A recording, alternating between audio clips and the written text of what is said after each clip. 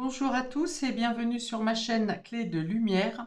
Je vous présente dans cette vidéo la guidance pour les scorpions et ascendants scorpions pour le mois de septembre. On va donc regarder quelles sont les énergies qui viennent à vous pour ce prochain mois. Et je rappelle qu'il s'agit d'une guidance générale, ne prenez que ce qui a du sens avec ce que vous traversez. Si vous souhaitez une guidance personnalisée avec moi, vous avez mes coordonnées dans le descriptif sous cette vidéo. Alors on va commencer par une carte du Tao pour avoir la tendance générale, l'énergie la plus importante pour vous sur ce mois de septembre.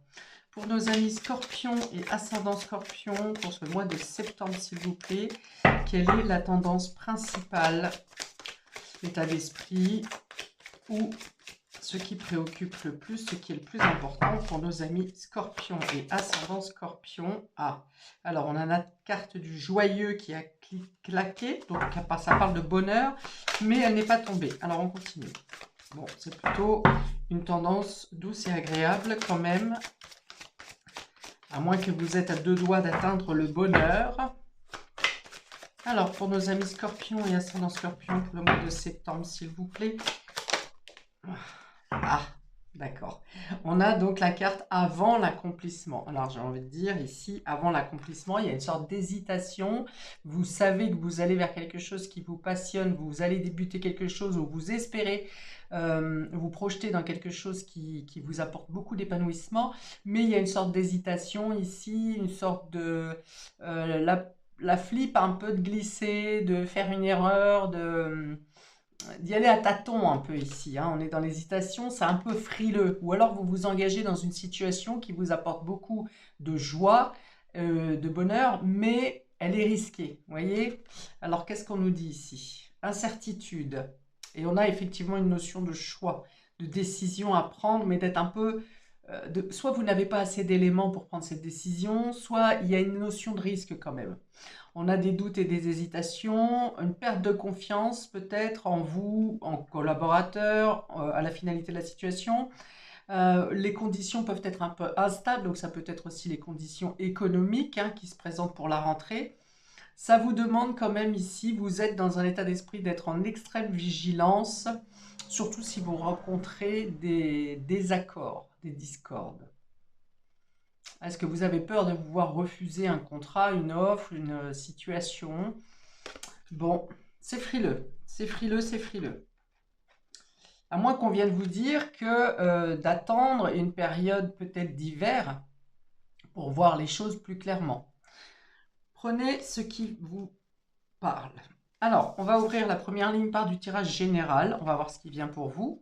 On a ici les poissons qui vont parler d'émotions, qui peuvent parler de finances, qui peuvent parler aussi aux auto-entrepreneuriats, aux indépendants. Nous avons l'homme, donc il peut être question de l'importance d'un homme dans cette situation pour vous au mois de septembre, ou bien ça va parler de force, de courage, du fait d'aller de l'avant. Et là, on voit effectivement que le personnage est à l'arrêt, aux aguets même, j'ai envie de dire, et que il y a une notion de est-ce que je saisis ou est-ce que je ne saisis pas ce qui se présente.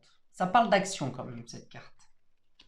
Est-ce que je me lance? Vous voyez, si on est en auto-entrepreneuriat, est-ce que j'ai les finances nécessaires? Est-ce que je vais obtenir le prêt demandé? Est-ce que je suis capable, je vais pouvoir lancer cette entreprise en autonomie?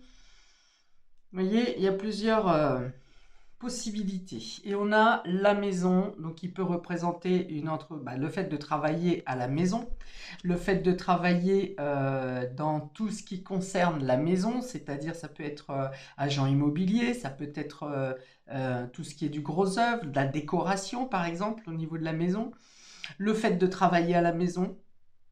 Est-ce que vous pesez le pour et le contre, à savoir est-ce que vous allez réussir à allier le plan familial, le plan du foyer et le plan des finances? Il y a une question d'hésiter à se lancer, peut-être pour un investissement aussi, pour une habitation, c'est possible également. Est-ce que vous allez avoir les finances nécessaires? La situation économique française est un peu... Enfin, on n'y est pas encore, mais elle était déjà bien en descente, en difficulté, et ça risque effectivement de s'accentuer à partir de la rentrée. Donc, Vous vous demandez peut-être est-ce que c'est le bon moment? Est-ce que c'est le bon moment pour vous lancer? Euh, Est-ce que vous allez être capable de gérer, de continuer à avoir des ressources nécessaires pour sécuriser votre foyer, votre habitation? Il y a plusieurs choses comme ça. Qu'est-ce qu'on me dit d'autre? Il y a une décision à prendre. Alors, est-ce que peut-être pour certains, vous devrez vous annoncer déjà que si vous prenez une certaine décision dans l'autonomie ou que si vous avancez dans un investissement immobilier, par exemple, vous dites déjà que vous serez peut-être moins disponible auprès de vos proches, que ça va vous demander beaucoup d'efforts. Alors, on vient me dire ici que si vous partez sur des travaux euh, au niveau, euh, au niveau de l'amélioration de l'habitat, il y a une notion d'incertitude à savoir si, par exemple, vous allez avoir les fonds nécessaires euh, ou est-ce que vous allez obtenir l'aide de l'État. Il y a quelque chose comme ça, quelque chose qui peut être en suspens par rapport à une demande de fonds concernant l'immobilier. Alors, dans d'autres petits cas, il n'y en aura pas beaucoup, je pense, mais ça peut parler à certaines personnes, il y a peut-être l'idée de recevoir une somme d'argent ou d'être dans l'attente de recevoir une somme d'argent concernant un héritage pour pouvoir investir ou pour pouvoir améliorer votre sécurité au niveau de l'habitat.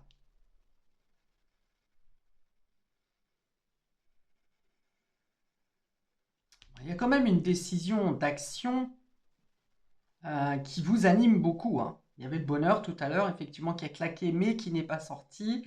Il y a une notion de faire le point sur son budget, peut-être, à savoir dans quoi est-ce que vous pourriez vous investir. Est-ce qu'il peut y avoir une demande d'association au niveau de la famille, d'un membre de la famille, une association financière? Ça peut être une colocation, par exemple, ou ça peut être le fait d'obtenir une collaboration avec quelqu'un de la famille pour investir également. Investir dans une entreprise ou investir dans de l'immobilier. On peut avoir aussi une collaboration de travail avec un membre de la famille ou quelque chose à caractère familial. Alors, si je réduis ici, on a 54, 62, ça fait 8. Ouais, il faut attendre la fin. Donc là, le 8, ça représente le cercueil. Donc on dit bien qu'on attend la fin de quelque chose. Donc ça peut être en lien avec une succession. Ça peut être en lien avec le fait de quitter un travail. Euh, le cercueil peut aussi représenter comme une responsabilité lourde. Vous voyez? Vous vous demandez si ça ne va pas trop vous plomber. 54 et 8, 62, si c'est de 8, c'est ça. Attendez, je vais vérifier, mais il me semble bien que 8, c'est le cercueil. Ouais, vous vous demandez si vous n'allez pas vous enterrer dans... Ouais, c'est ça. Ok, donc si je réduis ces deux cartes-là, de l'homme et de l'auto-entrepreneuriat, on arrive sur le cercueil. C'est pour ça que je vous dis que ça peut venir d'un legs, d'une succession, ou alors vous vous demandez si cet investissement dans lequel vous voulez vous rendre, hein, l'action ici, hein, le fait de mener quelque chose, ne va pas trop vous plomber, ne va pas trop vous engloutir au niveau, vous enterrer au niveau financier. Ça va venir me parler peut-être aussi au niveau énergie, vous voyez, parce que ça peut demander de redoubler d'action, de mouvement, d'être toujours pas sur le qui-vive, mais euh, dans le travail au final, hein. Alors ici, on a le 32. 32, je pense que c'est la Lune. Et le 32, si c'est la Lune, voilà, il peut y avoir l'idée de se faire une renommée si vous partez en entrepreneuriat, si votre projet c'est l'entrepreneuriat, c'est l'idée d'obtenir un public, vous voyez, une popularité. Donc, est-ce que vous avez mis en place quelque chose au niveau publicitaire qui vous représente ou une notion de bouche à oreille peut-être, hein, la Lune étant la popularité, ça peut être le fait d'avoir déjà aussi votre clientèle avant même d'avoir commencé. Et puis, c'est aussi ici la lune, le fait d'être à l'écoute de son intuition, de sa sensibilité, d'une femme peut-être, hein, de l'écoute des conseils d'une femme. Pas quelqu'un qui dirige, mais quelqu'un qui vous insuffle, une muse, vous voyez, qui vous donne, qui vous fait part de son intuition pour savoir si vous devez y aller ou pas. Euh, Alors, la popularité, ça apporte quand même beaucoup de douceur ici, hein. Dans d'autres jeux, la lune va représenter les doutes, l'inconscient. Alors, l'inconscient revient à votre intuition, hein, mais ça peut aussi représenter les doutes et les peurs. La nuit, les rêves, enfin voilà. Mais dans le normand, c'est plutôt quelque chose qui apporte du romantisme, de la douceur, de la reconnaissance. Est-ce que vous savez peut-être aussi que si vous partez en entrepreneuriat, il vous faudra attendre, hein, vous voyez, c'est la gestation aussi, la lune. Attendre que votre affaire prenne place. Et dans ce sens-là, est-ce qu'il ne vous faudrait pas un plan B ou un deuxième travail le temps que ça se lance, vous voyez? On a plusieurs solutions, hein. Prenez ce qui vous parle. Il peut être question aussi d'une femme de la famille à ce moment-là. De devoir faire plusieurs allers-retours ou d'avoir une préoccupation particulière pour une femme de la famille. Ça va être une maman, une tante, une cousine, une sœur, une de vos filles, par exemple.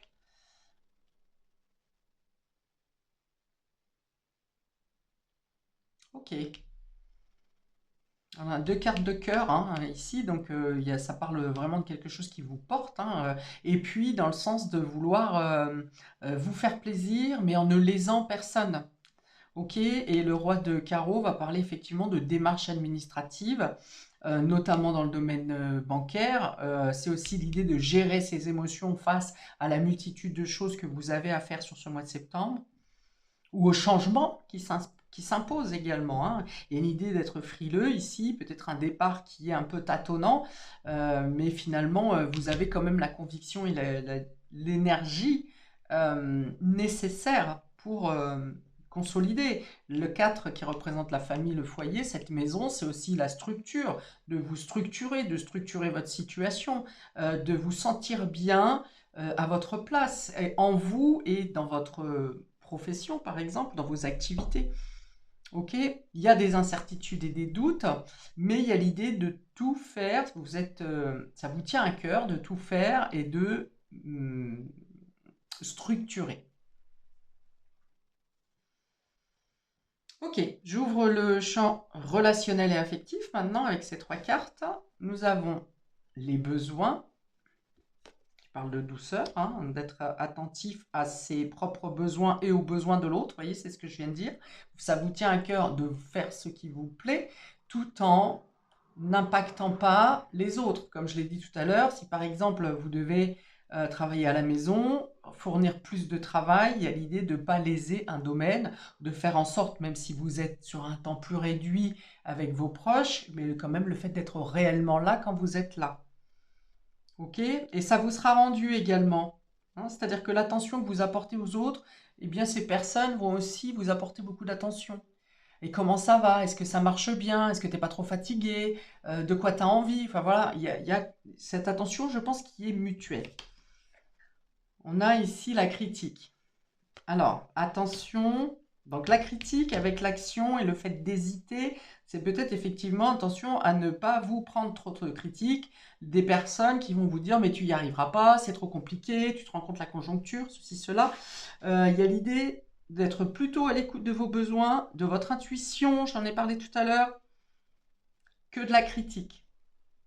Vraiment, écoutez-vous ou bien écoutez les personnes qui vont dans votre sens.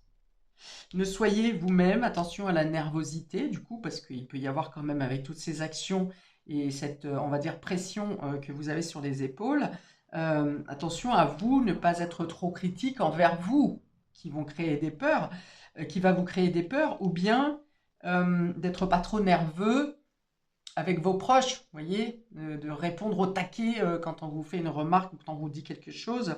Attention à vous à ne pas être trop sur l'impulsivité. Et enfin, on a la cicatrice. Alors, la cicatrice va venir parler peut-être du fait d'avoir peur de vous mettre en critique ou que les personnes vous mettent en critique en vous disant, mais en vous racontant l'histoire de quelqu'un qui a échoué en faisant la même chose que vous. Ou bien vous-même une peur de l'échec. Quelque chose, vous avez déjà eu un échec à peu près dans le même domaine ou dans les mêmes circonstances. Et la critique peut venir justement vous ramener à cet échec qu'il y a pu y avoir. Ok. Si on reste purement dans le domaine sentimental et relationnel, ici, on va vous dire de ne pas vous laisser atteindre par les critiques, hein, justement, que ce soit avec la famille, les amis. Écoutez encore une fois vos besoins. Soyez plutôt vers les personnes, la personne de votre cœur ou les personnes qui vous apportent de l'attention. Vous voyez, il y a vraiment deux cas de figure ici. Alors certains d'entre vous sauront faire abstraction de la critique et seront plus dans l'écoute de vos besoins et du besoin de l'autre. Et puis d'autres seront plutôt dans le fait d'être trop à cran et de répondre au taquet, vous voyez, de peur d'être blessé. Ou parce qu'on vient réveiller une ancienne cicatrice. Ça peut être amical aussi, hein. Une blessure ancienne, un traumatisme, difficulté liée au passé. Voilà. Donc il peut y avoir une difficulté à faire confiance ici, en vous ou en l'autre.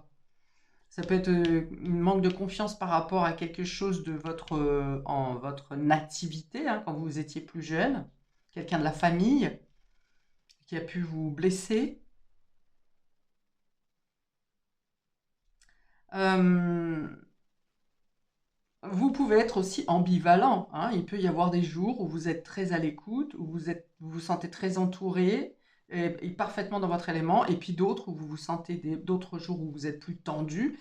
Vous pourriez recevoir euh, eh bien, des reproches, hein, des désapprobations, le fait d'être dénigré ou de vous dénigrer vous-même.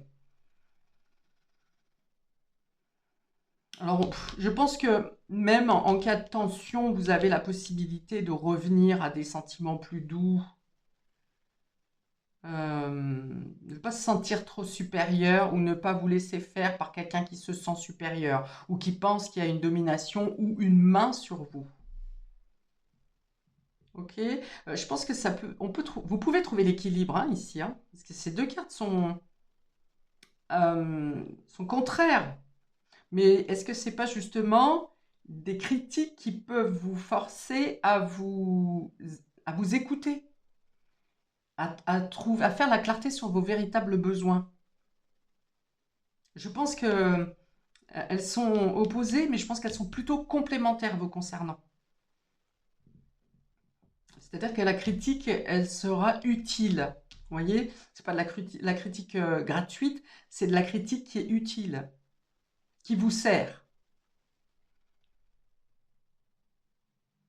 On dit que vous vous faites plaisir aussi ici, hein, au niveau émotionnel, vous en avez besoin.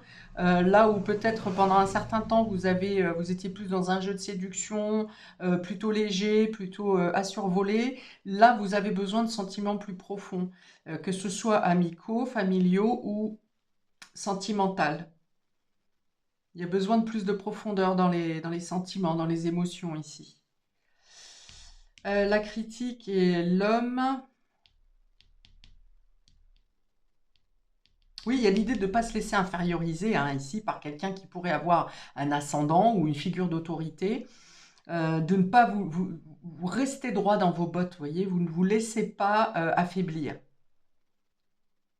Peut-être qu'on peut venir vous critiquer pour un caractère de débutant, de quelque chose que vous commencez, où vous n'êtes pas tout à fait à l'aise, vous êtes dans l'hésitation, et puis on vient vous booster ici en vous disant, mais enfin, agis, avance, qu'est-ce que tu fais? Et dans ce cas-là, expliquez bien que vous voulez être plus rassuré ou vous rassurer en faisant les choses avec précision pour le moment, le temps de vous intégrer. Voilà, vous trouverez le moyen d'argumenter justement le fait d'être dans l'hésitation, dans une situation ou dans une autre. Ça peut être sentimental aussi, hein. Mais j'attends une décision de ta part. Qu'est-ce qu'on fait pour le week-end chez Tante Arlette? On y va pas? Et puis vous attendez, vous avez quelque chose de plus urgent. qui est en attente, hein. Et voilà, donc vous pourriez être un petit peu bousculé comme ça à cause d'une hésitation. Et enfin, la cicatrice sur la famille, bah oui, voilà, c'est ça. Il peut y avoir le fait de reparler. Alors, c'est pas forcément de rouvrir une cicatrice hein, au niveau d'une blessure familiale. Et ça peut être simplement d'en discuter. Vous voyez, là où vous n'avez pas pu mettre des mots précisément avant sur un membre de la famille qui vous a blessé ou une situation familiale qui vous a fait du mal, eh bien là, je pense qu'il y a une sorte de maturité qui fait qu'on peut poser les choses sur la table. Alors, je dis famille, mais ça peut être un clan aussi, hein, un clan amical, un groupe, quelque chose, oui, un groupe, un clan dans lequel vous faites partie, où vous ne vous étiez pas exprimé précédemment. Et là, il y a l'idée de poser les mots, hein, de mettre à plat sur la table.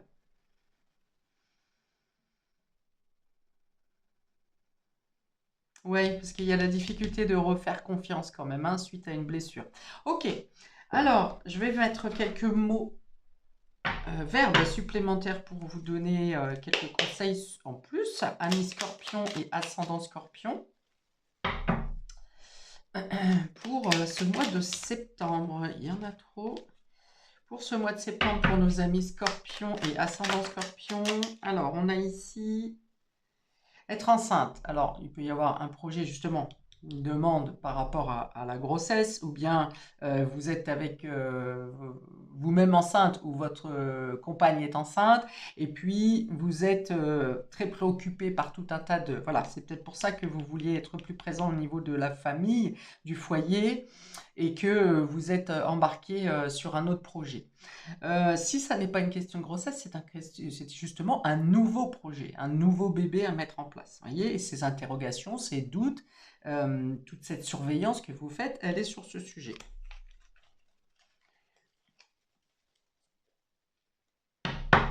Ah oui, vous vous demandez, par exemple, vous venez de faire un gros investissement familial vous êtes enceinte, votre conjoint vient d'obtenir une proposition de travail ou une opportunité à distance, vous voyez, en déplacement. Est-ce qu'il sera là? Est-ce qu'il sera présent? Est-ce que vous n'allez pas vous sentir trop seul? Voilà, ça peut être ça aussi. Et un homme, si vous êtes un homme, également. Ça peut être ce même questionnement. Avec le tarot, on aurait pu avoir un 2 de bâton ici. C'est-à-dire que vous envisagez vos ressources, vous voyez ce que vous avez en ressources, vous envisagez de changer quelque chose, mais voilà, vous faites le point, à savoir comment vous y allez, où vous y allez. Il peut y avoir une notion de mouvement aussi, de déplacement, de déménagement ici, de changement de lieu. Et voire même une séparation entre le lieu de vie et le lieu professionnel. Alors, on a s'apprivoiser.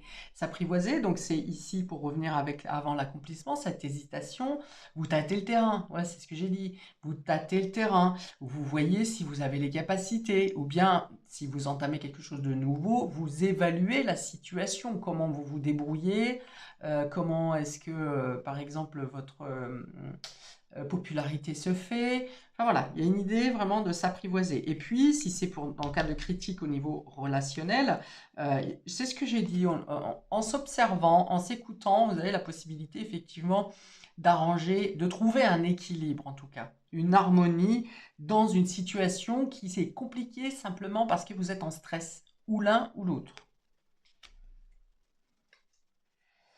Alors,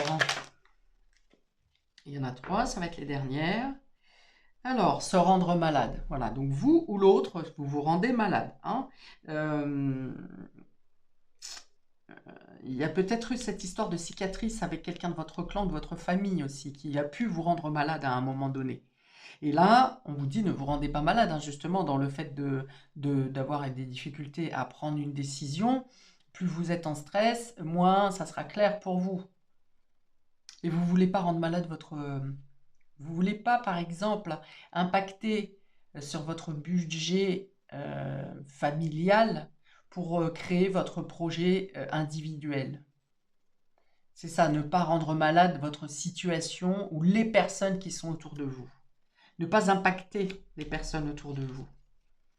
Ok, et c'est peut-être là qu'il y aura la critique aussi. Bah oui, mais comment on va faire quand il y aura bah, par exemple le bébé ou quand il faudra payer les impôts et ceci, cela. Enfin voilà, il y a l'idée de s'interroger, mais je pense que ce doute-là, ça, ce n'est pas vous. C'est plutôt la personne en face de vous.